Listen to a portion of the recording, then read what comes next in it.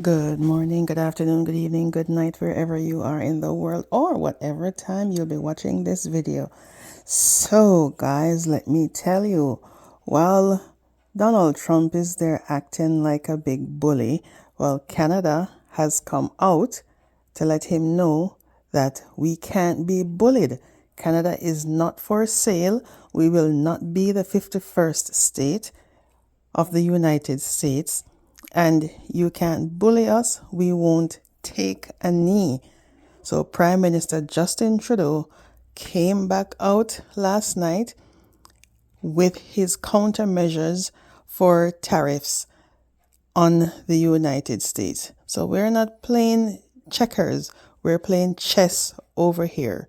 So let's listen to Prime Minister Justin Trudeau with his retaliatory measures against Donald Trump and his 25% tariff on Canada.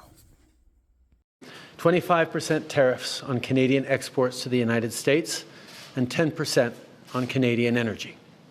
A decision that, should they elect to proceed with, should take effect on Tuesday, February 4th.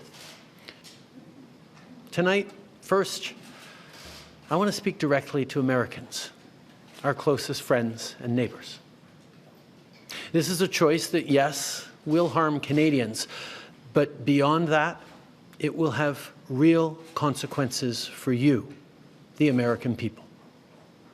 As I have consistently said, tariffs against Canada will put your jobs at risk, potentially shutting down American auto assembly plants and other manufacturing facilities. They will raise costs for you, including food at the grocery stores and gas at the pump. They will impede your access to an affordable supply of vital goods crucial for U.S. security, such as nickel, potash, uranium, steel, and aluminum. They will violate the free trade agreement that the President and I, along with our Mexican partner, negotiated and signed a few years ago. But it doesn't have to be this way. As President John F. Kennedy said many years ago, geography has made us neighbors, history has made us friends, economics has made us partners, and necessity has made us allies. That rang true for many decades prior to President Kennedy's time in office, and in the decades since. From the beaches of Normandy to the mountains of the Korean Peninsula, from the fields of Flanders to the streets of Kandahar, we have fought and died alongside you. During your darkest hours, during the Iranian hostage crisis, those 444 days we worked around the clock from our embassy to get your innocent compatriots home. During the summer of 2005, when Hurricane Katrina ravaged your great city of New Orleans, or mere weeks ago, when we sent water bombers to tackle the wildfires in California. During the day the world stood still, September 11th, 2001, when we provided refuge to stranded passengers and planes, we were always there, standing with you, grieving with you, the American people. Together, we've built the most successful economic, military, and security partnership the world has ever seen. A relationship that has been the envy of the world. Yes, we've had our differences in the past, but we've always found a way to get past them. As I've said before, if President Trump wants to usher in a new golden age for the United States, the better path is to partner with Canada, not to punish us. Canada has critical minerals, reliable and affordable energy, stable democratic institutions, shared values, and the natural resources you need. Canada has the ingredients necessary to build a booming and secure partnership for the North American economy, and we stand at the ready to work together. Let's take a moment to talk about our shared border. Our border is already safe and secure, but there's always more work to do. Less than 1% of fentanyl, less than 1% of illegal crossings into the United States come from Canada. But hearing concerns from both Canadians and Americans, including the American president himself, we're taking action. We launched a $1.3 billion border plan that is already showing results, because we too are devastated by the scourge that is fentanyl, a drug that has torn apart communities and caused so much pain and torment for countless families across Canada, just like in the United States.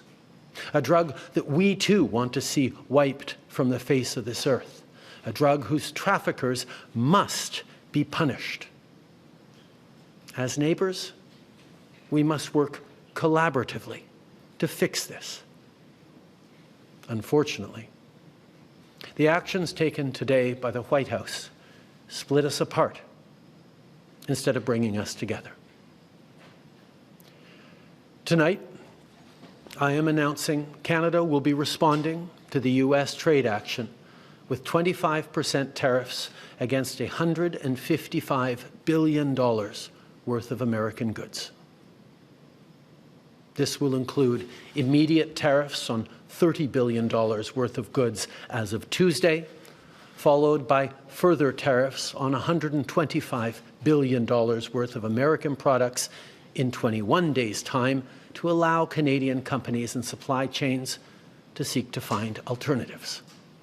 Like the American tariffs, our response will also be far-reaching and include everyday items such as American beer, wine, and bourbon, fruits and fruit juices, including orange juice, along with vegetables, perfume, clothing, and shoes.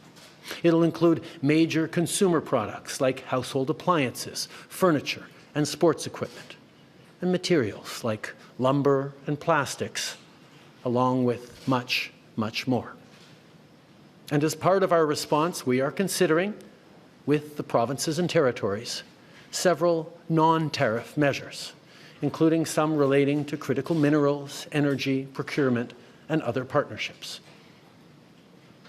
We will stand strong for Canada.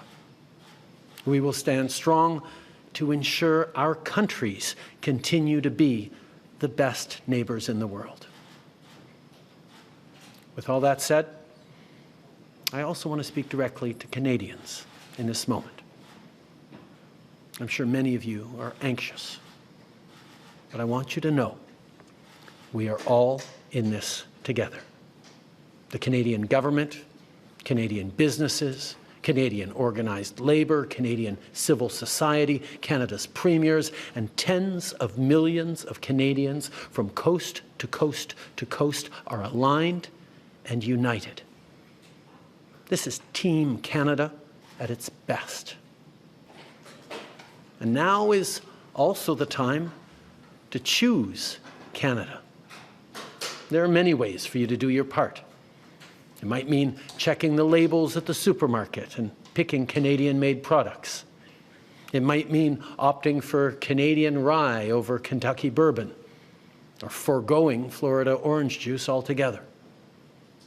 It might mean changing your summer vacation plans to stay here in Canada and explore the many national and provincial parks, historical sites, and tourist destinations our great country has to offer. It might mean doing all of these things or finding your own way to stand up for Canada. In this moment, we must pull together because we love this country. We pride ourselves on braving the cold during the long winter months. We don't like to beat our chests, but we're always out there, waving the maple leaf loudly and proudly to celebrate an Olympic gold medal. Canada is home to bountiful resources, breathtaking beauty, and a proud people who've come from every corner of the globe to forge a nation with a unique identity worth embracing and celebrating. We don't pretend to be perfect, but Canada is the best country on earth. There's nowhere else that I and our 41 million strong family would rather be. And we will get through this challenge, just as we've done countless times before, together. Thank you. Merci. Vive le Canada.